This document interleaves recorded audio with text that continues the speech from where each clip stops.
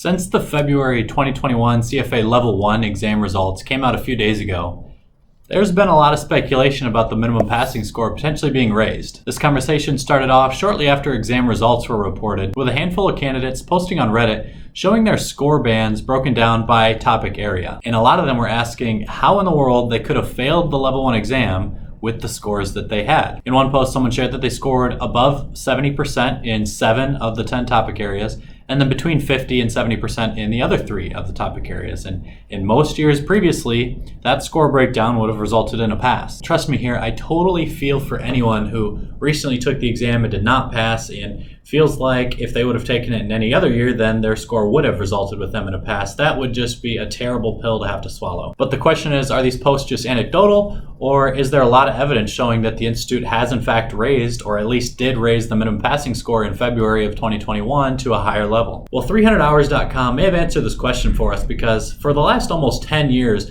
they've been gathering a lot of information from their students and other candidates who have posted their score band breakdowns and tried to figure out exactly what that minimum passing score for each level has been. And what 300hours.com has shared about this most recent CFA Level 1 exam does not look all that great for future Level 2 and Level 3 candidates. I want to be clear that while this data gathered by 300hours.com I think is good, it's not a be-all end-all. It's not official announcements issued by the CFA Institute. And actually, on the RCFA subreddit, I think it's the moderators of that page have created a survey where they're asking everyone who recently took this Level 1 exam in February to answer a handful of questions, but most importantly for this discussion, the breakdown of their scores in each of the topic areas, and then if they resulted in a pass or a fail. If that survey gets enough responses to create a statistically significant set of data, we will have a really good idea in just a couple weeks from today on what that minimum passing score was. But like I said, the 300hours.com data set is probably good too.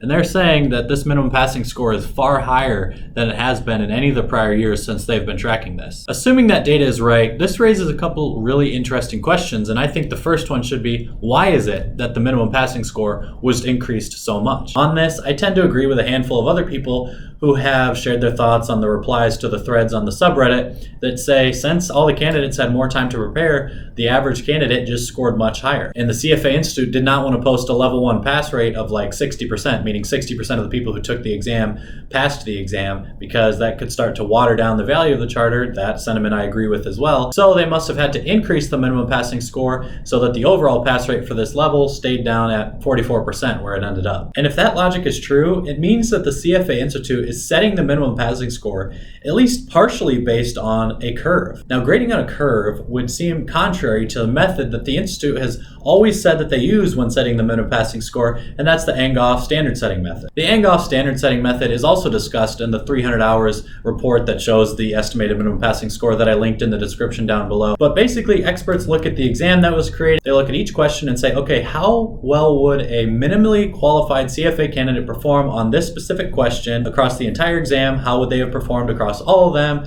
And that is the level that we want to set to be the passing level. So if in fact the minimum passing score was increased to 72% or higher, but the CFA Institute is still following this Angoff standard setting method, that would mean that the questions that were written for this year's exam just happen to be far easier than they have been in prior years, and a lot of people feel like that's probably not the most likely scenario here. Again, I think it's more likely that the questions were about equally as difficult as in prior Level 1 exams, but because candidates had more time to study, across the board on average they performed a lot better, and the Institute needed to bring that pass rate down, so they made the minimum passing score a higher requirement. Again, we'll really know if the exam was graded on a curve in a couple weeks when the RCFA survey gets finalized and they post the results there, but it just seems really odd to me that the Institute wouldn't have yet mentioned that they are grading it on a curve in the event that they are. When I was going through the CFA exams, I always kind of viewed them as a competition against the other candidates, and I always felt like I needed to beat them. I don't know why. I think it just helped me stay more motivated, made me want to perform better, but I didn't actually think that was the reality since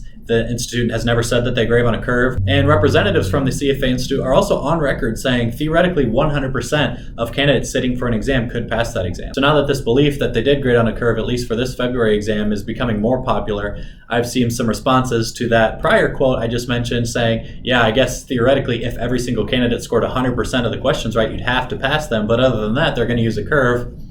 Who knows which one is the most realistic? You've probably seen already Mark Meldrum recently posted a video on this very topic, and his take on it was that the Institute did in fact increase the minimum passing score. It was because candidates were more prepared for this exam. He thinks the MPS will stay at a higher level for all of the exams for the next 9 to 12 months or so, which is a very important thing to consider if you're gonna take an exam in the next 12 months. But then in the future, when candidates are again less prepared because there wouldn't have been all these delays with the exams they had originally scheduled for, and the test scores come back down to a more historically normal level, then the MPS will be lowered again. If Mark's right on this, all that information lends itself to the fact that the Institute is grading on a curve, and not just for February 2021. It also insinuates that if the scores get lower in the future and the MPS gets brought down once those scores are lower, then that again means they're using a curve into future years. So if it is a curve, it just makes it more of a competitive thing. Like, you better score better than the people sitting to the left and right of you on exam day. Maybe that's your thing. Maybe that makes the exams more interesting for you, and maybe not. I don't know. You should certainly be aware of it, though. It's going to play a factor in your chances of becoming a CFA charter holder. As someone who already is a charter holder, selfishly, I really like that the Institute did this for the February 2021 Level 1 exam, because obviously once you've achieved something that was very challenging to do, you don't want the governing organization to then make that thing much easier for people in the future. That just doesn't feel all that great for someone who had to do it in the past, and in the future it will dilute the value of the charter if there are millions of people with it. Now, if you follow my YouTube channel, you know that I made a video about the CFA exams potentially becoming easier, and I was fairly critical of the CFA Institute for 3 different things: the computer-based testing, the more frequent testing, and the shorter testing. I said that all those things might lend themselves towards the pass rates becoming much higher. Obviously, because a lot of people had their exams rescheduled and had more time to study, that's a factor that the Institute didn't have control over. So even if the average scores did get a lot higher in these exams, that's mostly due to the fact that people spent more time studying, not so much the 3 things that I was complaining about. But because of this, if the Institute did raise the minimum passing score to keep the overall passing rate to around 44%, which is close to historical norms, at least over the last decade, then that shows me that the Institute's trying to uphold the level of difficulty and the prestige, meaning what tier of candidate actually gets to pass this thing, rather than letting 70% of people who took the Level 1 exam pass, or whatever it would have shaken out to be had they assumed a lower MPS. It's like they've said, no, we're going to keep this charter as the very prestigious and difficult to accomplish thing that it always has been, and so I'm happy for that. Certainly, if I was a candidate who had scored pretty well but still failed the exam because of this increase in the MPS, I would be furious. I totally feel for you if you're in that scenario. I really don't know what I would think after studying to a certain standard and shooting for a certain score, and maybe you had scored that score you felt like you needed, 68%, whatever it was, on a practice test, you felt like you were good. In the CFA Institute's defense, they don't actually tell us what the MPS is, so it's not like, but they did still change it without telling you. So it would certainly be a difficult thing to grasp. The most important message here, though, might be for future CFA exam candidates, and especially May of 2021 Level 2 candidates. Now, again, assuming that the Reddit survey validates the information that 300hours.com has presented and that the MPS is higher, there is no reason to believe that the MPS will also not be higher for the Level 2 exam. Similar story here. As a current charter holder, this is cool, but if I was a Level 2 candidate approaching the most difficult academic challenge of my entire life, and then I learned just 1 month before I go to take that exam, the Institute has raised the bar that I need to clear to be able to pass it, that would not be a very settling feeling, I'm sure. So if I'm a Level 2 candidate, I'm still thinking that I need to beat 50% of the competition. It's just that that competition is likely to be more prepared than they ever have been in the past. Now, if you're someone who felt like you could beat 50% of the competition for the Level 2 exam, but the rest of the competition is more prepared, hopefully you as well are more prepared. You've had more time, assuming you had a prior exam that got rescheduled, which is why you're taking it now in May. So if you are in the top half of candidates and you use this extra time well to extra prepare for the exam, I think you're going to be fine. But if you spend a lot of the extra days that you were given because your exam was very annoyingly rescheduled on you, then you might have a tough time with this upcoming exam. It's going to be a battle. So maybe I'll post an update on this once the Reddit survey is out. Definitely check that one out, as well as the 300 hours information. Let me know in the comments down below here too if you think I'm way off on any of this, or if you can totally validate a lot of the claims that myself and others have made on this scenario.